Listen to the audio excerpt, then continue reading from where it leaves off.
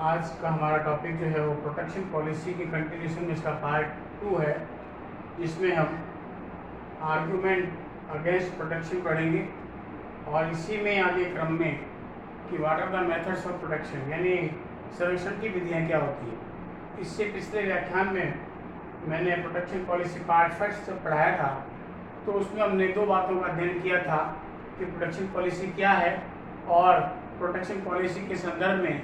क्या क्या आर्गुमेंट विभिन्न विद्वानों के द्वारा दिए गए हैं। देखिए, पूर्व जो है व्याख्यान में बताया था, संरक्षण नीति या संरक्षणात्मक नीति एक ऐसी व्यापार नीति होती है जिसके अंतर्गत कोई भी राष्ट्र अपने घरेलू उद्योग को संरक्षण प्रदान करने के लिए जो है वह विभिन्न प्रकार के आयातों पर प्रतिबंध लगाता है,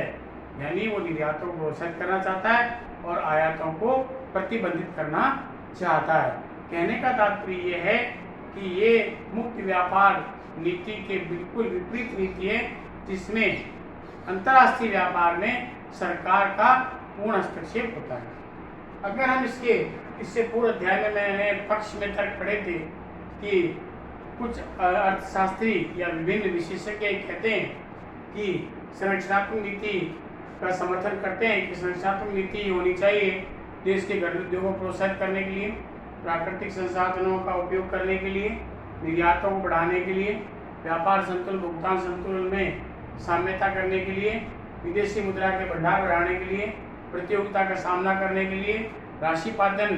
का सामना करने के लिए संरक्षण नीति को अपनाया जाना चाहिए। लेकिन कुछ जो विद्वान हैं वो इसका समर्थन नहीं करते हैं और इसके संदर्भ में वो कुछ तर्क इस प्रकार से प्रस्तुत करते हैं। सबसे पहला जो उसके जो है विपक्ष में जो तर्क दिया जाता है वो ये है कि सिलेक्टनेस इन इंडस्ट्री, यानी संरक्षणात्मक नीति के जो पक्षधर नहीं है वो ये कहते हैं कि संरक्षण नीति को विभिन्न राष्ट्रों के द्वारा नहीं अपनाया जाना चाहिए। क्योंकि यह उद्योगों में शिथिलता प्रदान कर देती है। शिथिलता का मतलब है कि वह खुद इनिशिएटिव नहीं हो पाते। जब उद्योगों को सरकार के द्वारा सरकारी सहायता या अनुदान या आर्थिक राशि जो है प्राप्त हो जाती है तो वे कोई भी कार्य नहीं करना चाहते, वे अपनी उत्पादकता में वृद्धि नहीं करना चाहते, वे गुणवत्ता में सुधार नहीं करना चाहते। तो ऐसी स्थिति में जब वो संरक्षण के आड़ में पलते हैं या अपना उत्पादन करते हैं तो धीरे धीरे उनमें शिथिलता उत्पन्न हो जाती है। नंबर 2, लॉस टू कंज्यूमर, यानी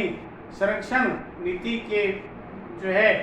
विपक्ष में जो तर्क दिया गया है वो ये है कि इससे उपभोक्ताओं को हानि होती है। हानि इस रूप में होती है कि जिन उद्योगों को संरक्षण प्रदान कर दिया जाता है वे उद्योग जो है वो स्वयं किसी भी प्रकार का इनिशिएटिव नहीं लेना चाहते, कोई मॉडर्न टेक्निक को नहीं अपनाना चाहते और ऐसी स्थिति में वे उद्योग धीरे धीरे ऊंची लागत वाले बन जाते हैं और ऊंची लागत वाले जो उद्योग हैं उसकी जो हानि है वो उपभोक्ताओं को उठानी पड़ती है, क्योंकि उन्हें बाजार में जो वस्तुएं प्राप्त होती है वह ऊंचे मूल्यों पर ही प्राप्त होती है। Number 3, contraction in foreign trade, यानी विदेशी व्यापार का विरोधी माना जाता है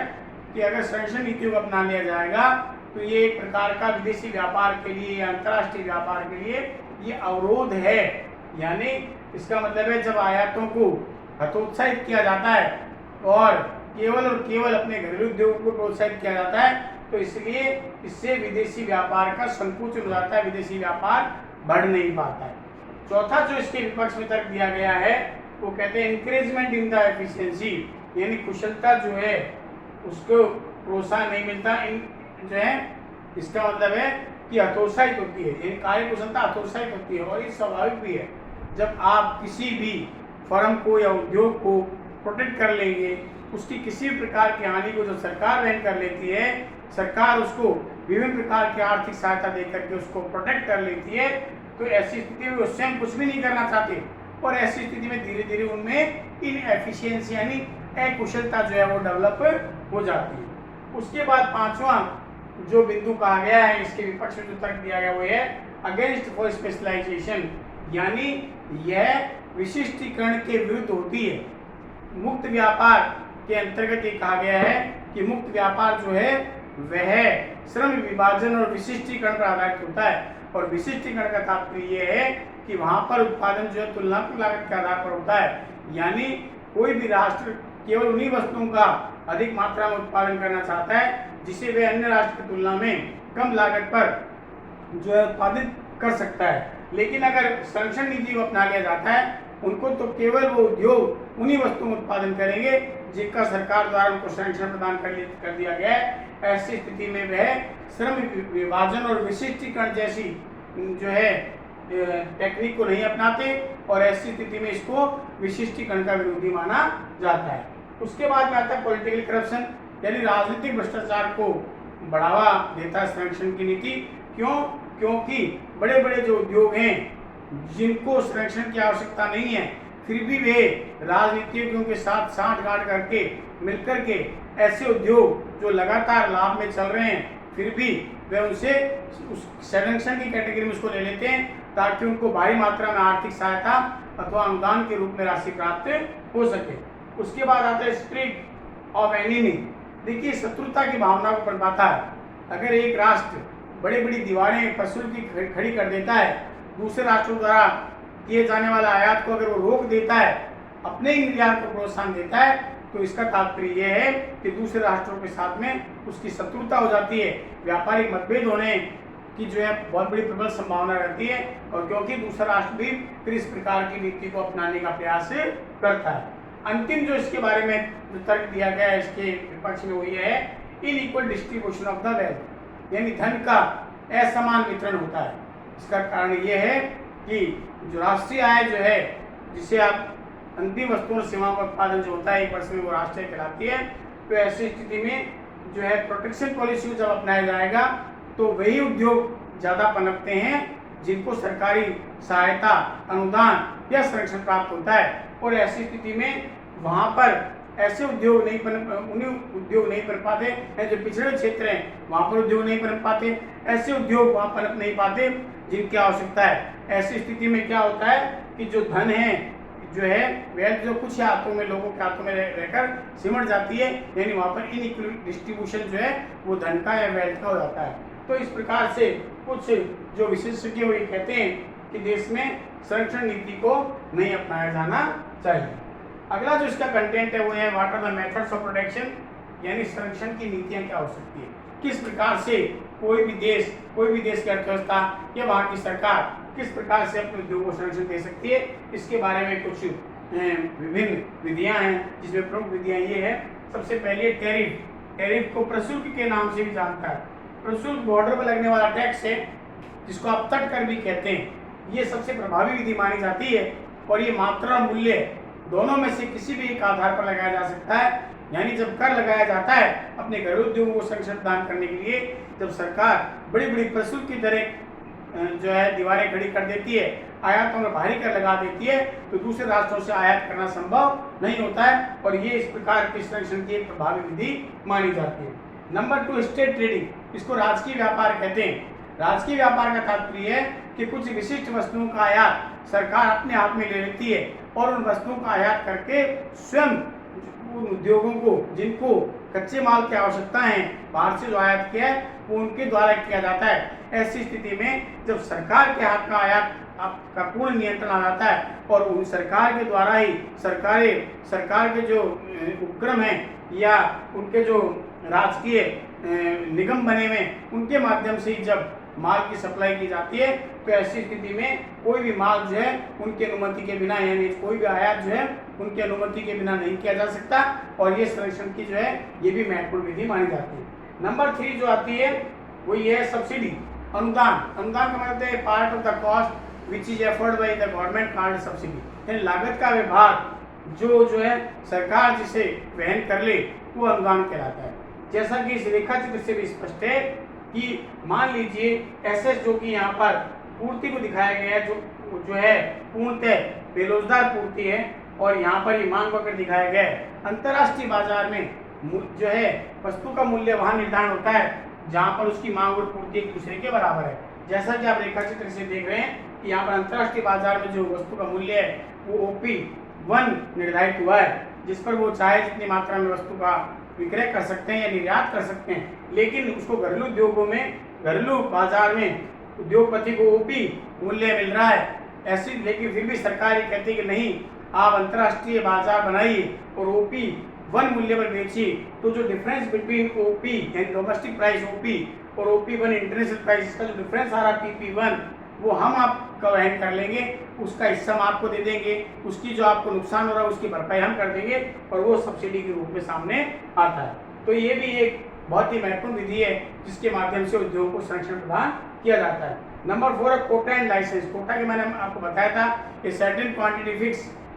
for the certain period called quota, यानी आयात की एक निश्चित मात्रा एक समय विशेष के लिए निश्चित कर देना और उतना ही लाइसेंस दिया जाता है, उससे ज़्यादा मात्रा का लाइसेंस ही नहीं दिया जाएगा। तो आयात पर पूर्ण रूप से उतना ही प्रतिबंध हो जाता है कि जितनी मूल्य या जितनी मात्रा के रूप में लाइसेंस दी जाएगा उसका अभ्यंश, जिसको आप आयात अभ्यंश भी कह सकते हैं, उसको फिक्स कर दिया जाता है और ये भी एक संरक्षण की महत्वपूर्ण विधि मानी जाती है।